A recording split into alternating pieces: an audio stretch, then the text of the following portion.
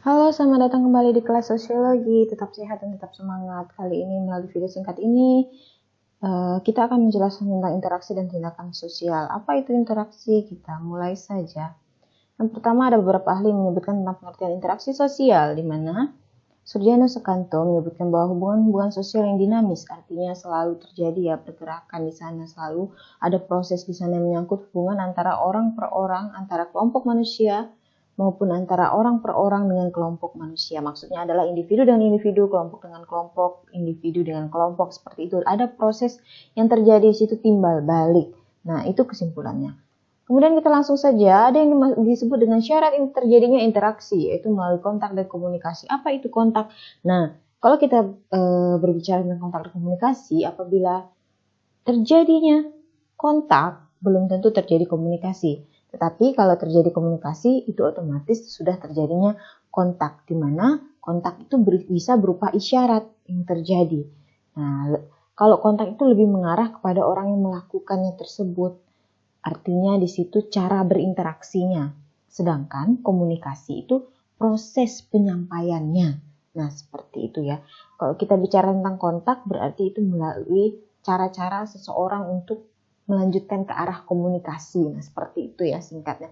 Oleh karena itu, kontak itu dibagi menjadi beberapa jenis. Yang pertama, berdasarkan caranya.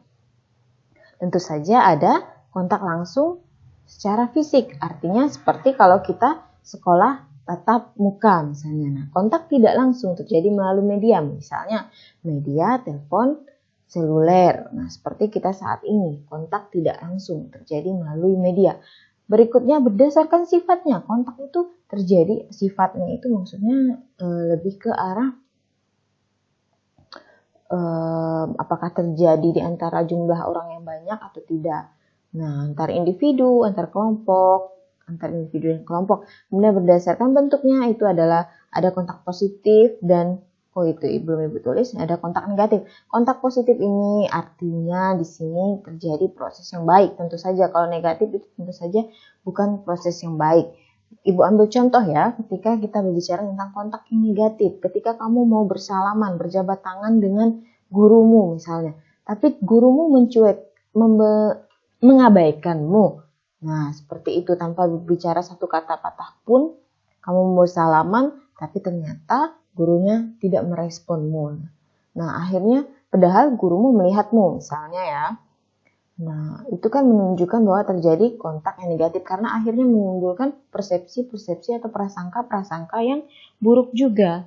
Nah, kemudian berdasarkan tingkat hubungannya, ada kontak primer dan kontak sekunder. Nah, komunikasi. Nah, syarat seperti yang sudah dijelaskan tadi, komunikasi itu adalah prosesnya, proses penyampaian pesan dan penerimaan pesan. Oleh karena itu, dikatakan komunikasi sudah terjadi apabila misalnya sudah adanya komunikator, kemudian adanya komunikan, adanya pesan, adanya umpan balik atau feedback. Nah, yang simbol ini terjadi kesalahan itu bukan simbol tapi media. Nah, seperti itu ya. Komunikator atau sender itu berarti orang yang menyampaikan pesan. Nah, komunikan itu adalah orang yang menerima. Seperti sekarang komunikatornya siapa? Oh, komunikatornya adalah ibu dan komunikannya adalah kamu. Dan pesan yang disampaikan adalah materi tentang interaksi sosial. Dan melalui apa medianya? Medianya melalui media elektronik pastinya ya. Bisa lihat HP, laptop, melalui YouTube.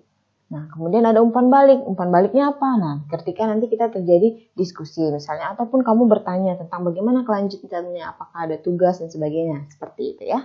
Pastinya mudah dimengerti. Oke, selanjutnya kita akan membicarakan, nanti akan kita lanjutkan tentang interaksi sosial.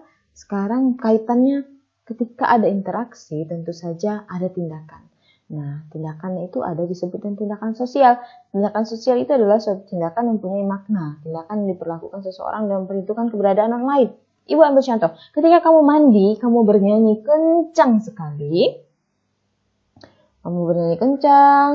Itu kamu lakukan, kamu nikmati untuk diri kamu sendiri. Berarti kamu bukan melakukan tindakan sosial, tapi kamu melakukan tindakan.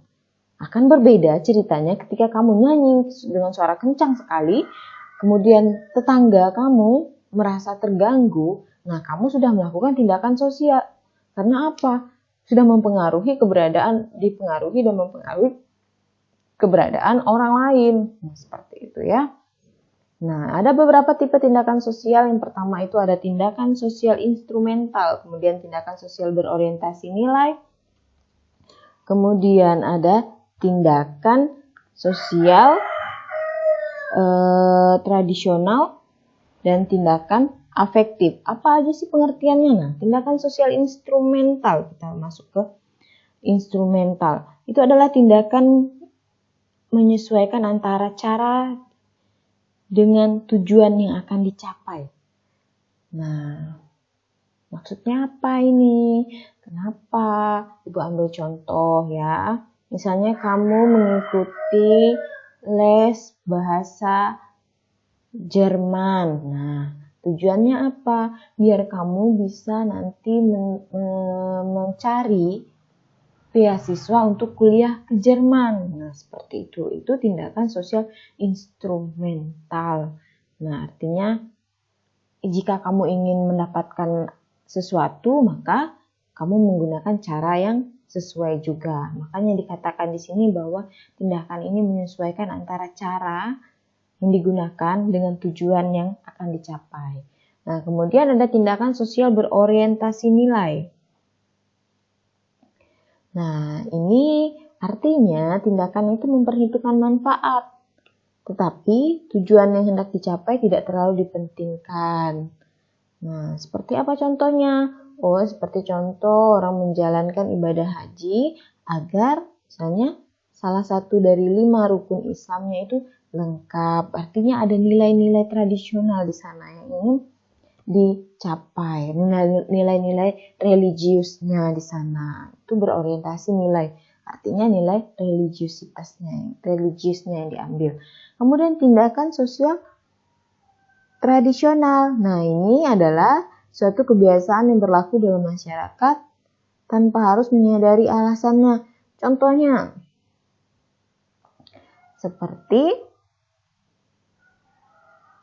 upacara-upacara adat. Nah, itu tindakan tradisional. Nah, banyak dari masyarakat itu sebenarnya sudah tidak butuh alasan lagi. Jadi, seperti kebiasaan yang sudah dilaksanakan. Seperti misalnya pada suku Dayak misalnya. Itu dilaksanakan gawai setiap tahunnya. Loh, kenapa dilaksanakan gawai? Terkadang itu untuk generasi-generasi muda tidak terlalu mementingkan alasannya. Dan bahkan tidak menyadari, tetapi mereka tetap mengikuti dan melestarikannya. Kemudian tindakan afektif. Nah, ini didasarkan pada perasaan kasih sayang. Nah, misalnya kamu bantu adikmu yang jatuh dari sepeda. Nah, itu ya.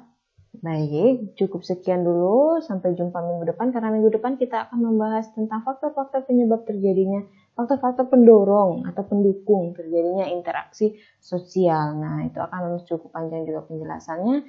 Terima kasih dan salam sosiologi.